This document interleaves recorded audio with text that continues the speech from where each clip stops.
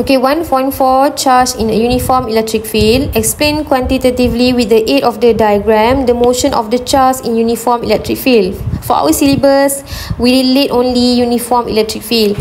Okay, figures show two parallel metal plate, each with area A. The charge Q positive is spread uniformly over this plate, while the charge Q negative is spread uniformly over the other plate. Okay, the parallel metal plate create a uniform electric field. Okay, so these two parallel of the metal plate create a uniform electric field. Ni nampak yang color orange ni. Okay, so direction of electric field daripada positive plate kepada negative plate. Okay, so the direction of the electric field is point from the positive plate towards the negative plate and perpendicular to both. Maksudnya 90 darjah. Okay, so the electric force exerted on the test charge Q0 if its place between the plate is given by, tak kisahlah you ada point charge nanti yang duduk, kalau daripada side yang tepi you akan nampak macam ni. Okay, ni electric field. Tak kisahlah ni adalah equal potential line kan, tak kisahlah point duduk sini ke duduk sini ke, so dia punya kiraan adalah sama, iaitu Fe equal to Q0 E. Kenapa? Sebab dalam ni dia punya electric field strength dia adalah constant. Constant means sebab dia uniform. Okay, jadi kita punya rumus adalah Fe equal to Q0 E. So apa relationship between E dan V? Okay, E dan V, ni daripada lukisan ni tadi saya lukis lah. Dia adalah separate distance between two plate of metal lah. And then ni adalah yang color merah ni adalah electric field dia. Okay, so daripada graf V versus R, okay, V versus R semakin menjauhi, means that R yang asal je kalau kita kata kita letak kat sini, R dia kosong lah. Tapi bila kat sini jadi R dia half. Jadi kat sini kalau R dia semakin penuh lah sebab dia cukup distance kan. So dia akan start dengan ni lah, nilai dia semakin menurun. Okay, so maksudnya negative gradient is equal to the electric field E. Jadi negative gradient bermaksud bila kira-kira E sama dengan gradient ni adalah E lah. E sama dengan V tolak kosong bahagi dengan D tolak kosong tolak dengan negatif kosong tolak dengan D. So you akan dapat E equal to negative V change of V over D. Okay, so kat sini negative sign indicates that the value of V decrease in the direction of electric field. So dia just cakap je sign dia tu dah merujuk kepada decreasing of the direction of electric field. Maksudnya electric field dia akan semakin maksudnya value of V decrease. Maksud V dia semakin berkurang kalau merentasi E. Macam tu lah maksudnya dia cakap. Okay, contoh daripada sini V dia besar, and then bila dia pergi semakin ke arah V kosong kan, ke arah negative plate, nilai V nya semakin berkurang to the direction of electric field, towards yang anak panah color merah.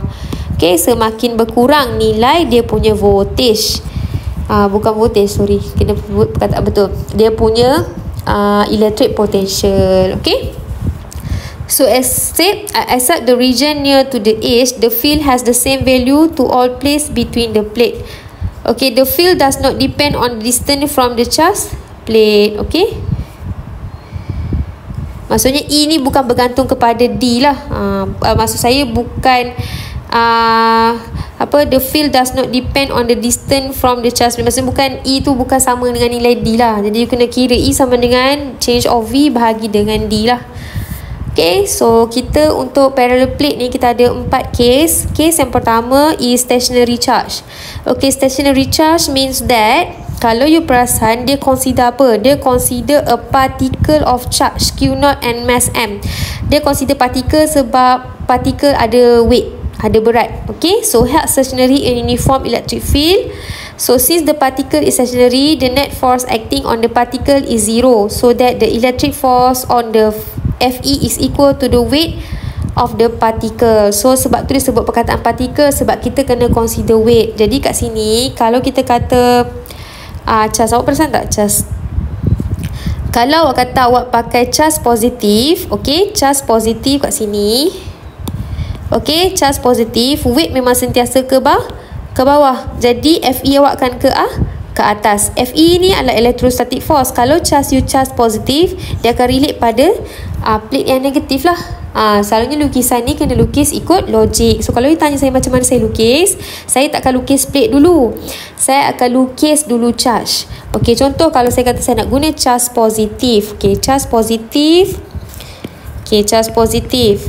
Okey, lepas tu kita tahu dia adalah partikel. Bila partikel, kita kena consider weight. Jadi saya consider weight ke bawah.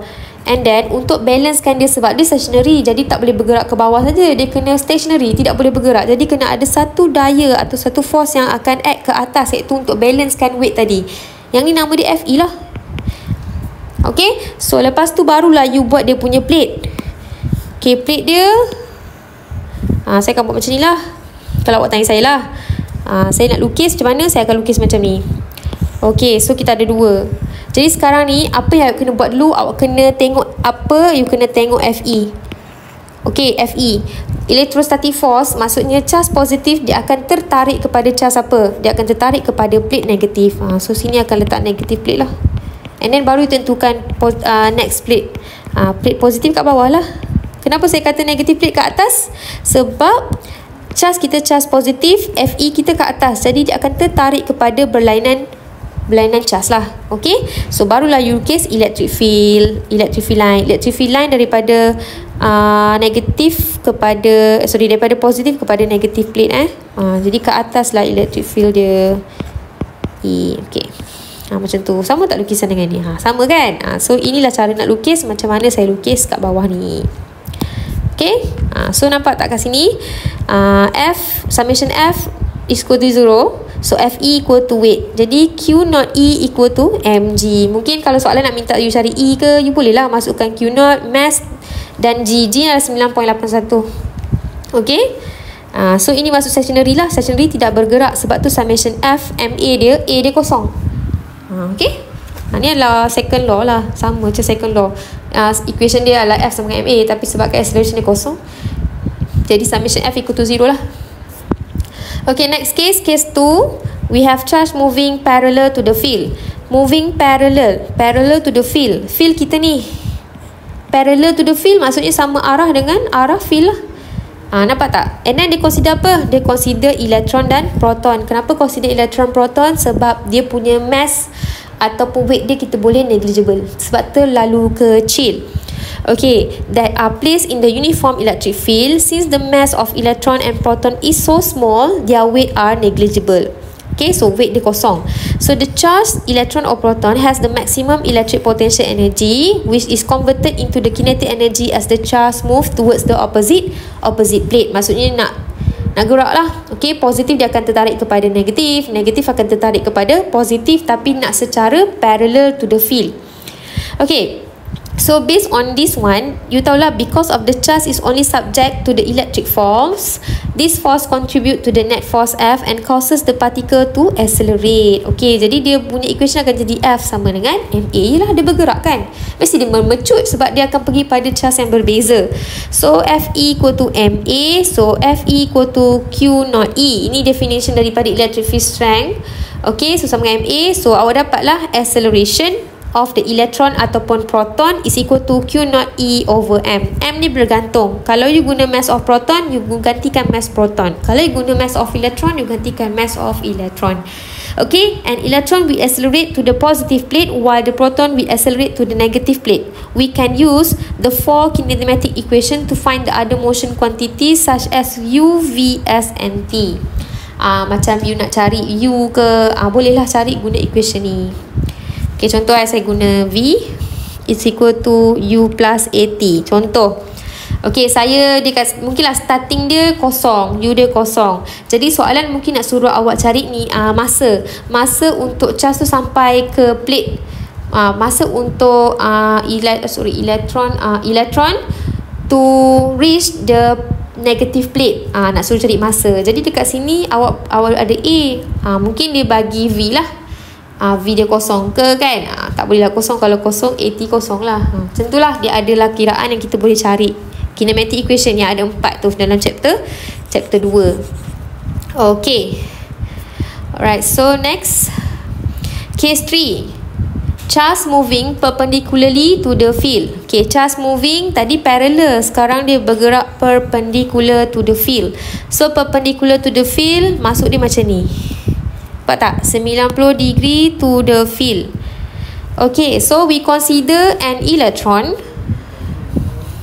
We consider an electron enter the uniform electric field. Ni elektron lah. Kenapa dia guna elektron? Sebab dia letak plate positif dekat atas. Kita nak bagi dia gerak ke atas. Okay, so kita tahulah bila dia masuk secara perpendicular, so dia akan try to reach plate yang positif lah, yang unlike plate kan. So the upward electric force that generate by the electric field will causes the electron to move along the parabolic path. Macam kita panggil apa chapter 2 tu, parabolic path tu, projectile motion. Macam tu. Ni projectile motion towards the upper plate. Okay, if the electron can pass through the electric field region, it will move in a straight path. Maksudnya kalau contoh dia keluar sampai hujung ni, terlepas daripada plate ni, dia akan gerak lurus.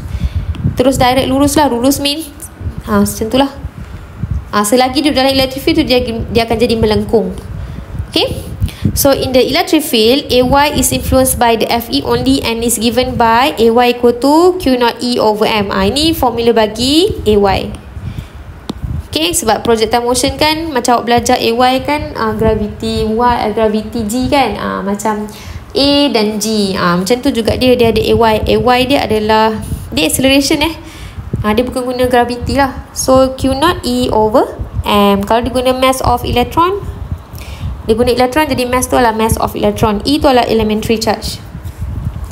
Okay, so A component X is 0 since there are no force acting on the horizontal direction. So we can only use the kinematic projectile motion X and Y component to find the other motion quantity such as UX, UY, VY dan others lah. Okay, so nampak tak kat sini? Sini adalah SX.